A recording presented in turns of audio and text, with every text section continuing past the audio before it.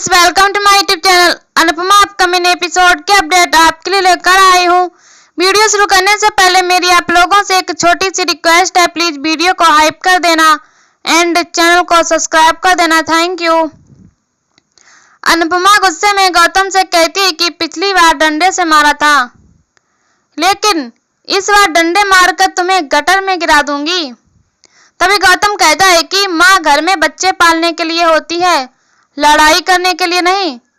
अनुपमा कहती है कि अगर ऐसा होता तो माँ दुर्गा शेर की सवारी नहीं करती। अनुपमा गौतम को सख्त चेतावनी देती है कि वह अंश और प्रार्थना को शादी के बाद भी परेशान करने की कोशिश ना करने, वरना वह मुंबई से आकर उसकी धुलाई करेगी। गौतम कहता है कि तुमने मेरा घर तोड़ा है, इसीलिए मैं भी तुम्हारे पोते का घर नहीं बसने दूंगा। अनुपमा कहती है कि तुमने अपने ही पैर पर कुल्हाड़ी मारी है, प्रार्थना पर जुल्म तुमने किए हैं, तो घर टूटने का क्रेडिट मुझे क्यों दे रहे हो? तुम अपनी हालत की जिम्मेदार खुद हो। गौतम हैरान होता है। दूसरी तरफ ईशानी और परी वीडियो कॉल पर बातचीत कर रही होती हैं। ईशानी परी से कहती है कि राही और माही तो घर नहीं आती, लेकिन तुम तो घर आती रहती हो, फिर तुम शादी में क्यों नहीं आ रही? इसी बीच राही भी ये सब सुन रही होती है। ईशानी पूछती है कि कहीं तुम सब मिलकर कोई सरप्राइज तो प्लान नहीं कर रही हो? परी को ख्याति की बातें याद आती हैं। ईशानी उससे जवाब मांगती है। तभी ख्याति आकर फोन छीन लेती है और गुस्से में कहती है कि क्या तुम दोनों को बात समझ नहीं आती? तुम दोनों बाहर नहीं जाओगी। ख्याति गुस्से में चीजें फेंकने लग जाती है। परी और राही उसे रोकने की कोशिश करती हैं। ख्याति प्रार्थना के लिए बनाई गई ड्रेस को फेंकती है। तभी पराग उसे पकड़ लेता है। ख्याति चौंक जाती है। प्रेम भी वहां आता है। ख्याति पराग से कहती है कि इस घर से अगर कोई भी प्रार्थना की शादी में गया तो ये हमारी बेइज्जती होगी। पराग शांत लहजे में कहता है कि प्रेम ने बहुत समय बाद आपको माँ माना था, लेकिन प्रार्थना ने हमेशा आपको माँ का दर्जा दिया। फिर भी आपको गुजरा हुआ बेटा दिखता है, जिंदा बेटी क्यों नहीं दिखती? ख्याति हैरान हो जाती है। पराग गुस्से में पूछता है कि क्या आपको अपनी बेटी दिखती है या नहीं? ख्याति यह सब सुनकर चुप रह जाती है। दूसरी तरफ गौतम गुस्से में अनुपमा से कहता है कि मैं तुम्हें और उन दोनों को नहीं छोड़ूंगा। अनुपमा कहती है कि अगर प्रार्थना चाहती तो वह तुम्हें घरेलू हिंसा के केस में जेल भिजवा सकती थी, इसीलिए उसका एहसान मानकर नई जिंदगी शुरू करो। अनुपमा गौतम से साफ कहती है कि पहले तुम्हें प्रार्थना बचा लेती थी, लेकिन अब तुम्हें कोई नहीं बचाएगा। गौतम कहता है कि मैं भी अपने बच्चे पर अपना हक नहीं छोड़ूंगा।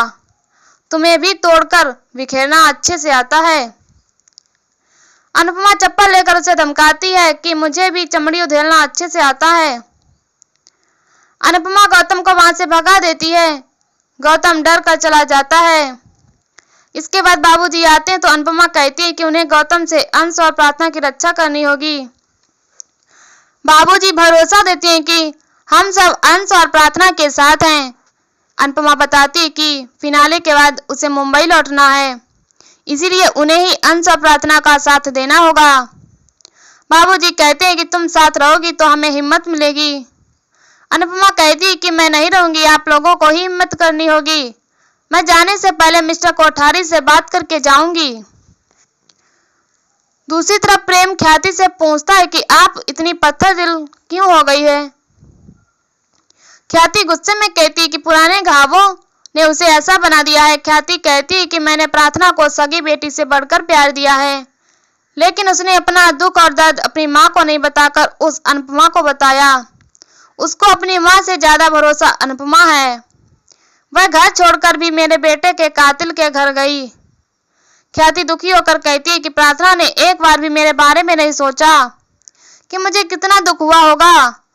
तुम सब लोगों को मेरा गुस्सा दिखता, लेकिन मेरा दर्द किसी को नहीं दिखता। माँ को भी जलन होती है जब उसका बच्चा अपनी माँ से ज्यादा किसी और को मानता है। प्रेम कहता है कि जब प्रार्थना ने पहली बार गौतम के खिलाफ आवाज उठाई थी तो क्या आपने उसका साथ दिया था? आप जब उसका तलाक हो गया तब भी क्या आपने गौतम से कुछ पूछा? आप गुस्सा, लेकिन इसका मतलब यह नहीं है कि आप सही भी हैं।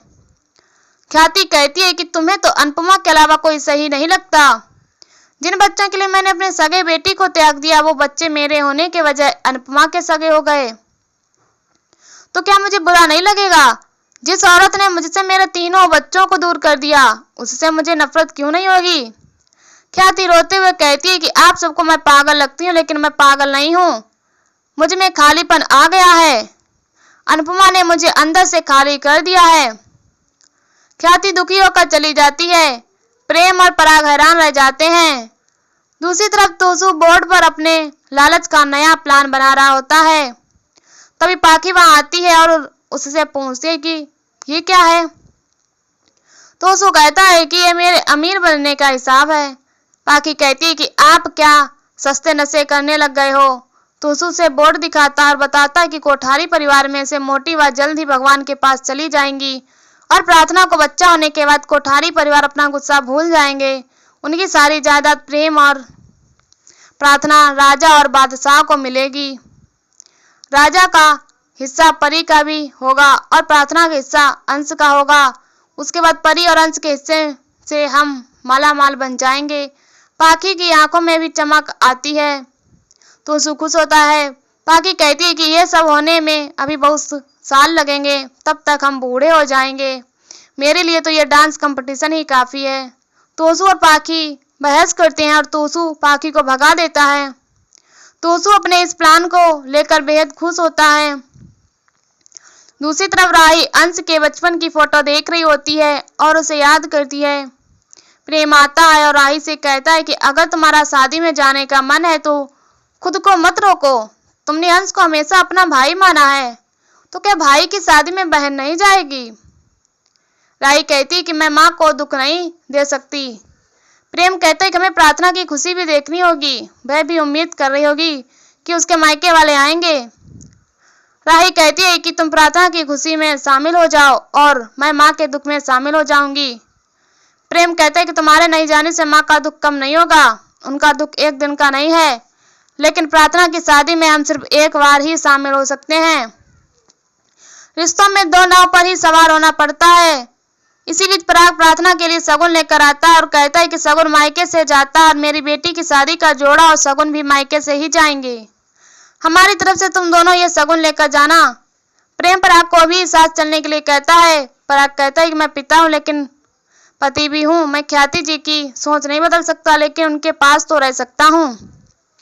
पराग राही से कहता है कि ये सगुन तुम लेकर जाओ और प्रार्थना से कहना कि इसमें मेरा प्यार और आशीर्वाद है। पराग चला जाता है। राही भावुक होकर प्रेम के गले लग जाती है। अगली सुबह अनुपमा पूजा की थाली लेकर आ रही होती है। तभी वह गिरने वाली होती है तो राही उसे संभालती है। अनुपमा को राही को देखकर हैरान रह जाती है और इसी के साथ एपिसोड खत्म हो जाता है। अगले एपिसोड में देखने को मिलेगा कि फंक्शन के दौरान अंश कहता है कि उसकी बहनों के बिना मेहंदी और खुशियों का रंग फीका पड़ जाएगा। तभी राही, माही और परी वहां आती हैं, जिससे अंश बेहद खुश हो जाता है। प्रेम और राजा के स्वागत के लिए अनुपमा आती है, लेकिन तभी राही कहती है कि मैं यहाँ सिर्फ अंश और प्रार्थना के लिए आई हूँ, किसी और के लिए नहीं।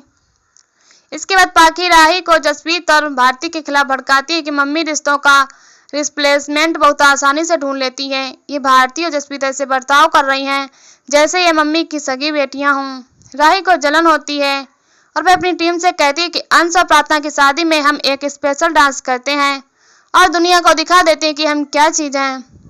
जसप्रीत कहती है कि दुनिया से तुम्हारा मतलब हमसे है ना, मैदान में जाओ, हम भी दिखा देंगे कि हम क्या चीज़ हैं। अनुपमा परेशान हो जाती है और यहीं पर एपिसोड खत्म हो जाता है। इसी वीडियो देखने के लिए हमारे चैनल को सब्सक्राइब करें, वीडियो को हाइप करें और हमें कमेंट में बताएं वीडियो कैसी लगी। तब तक के लिए बाय बाय।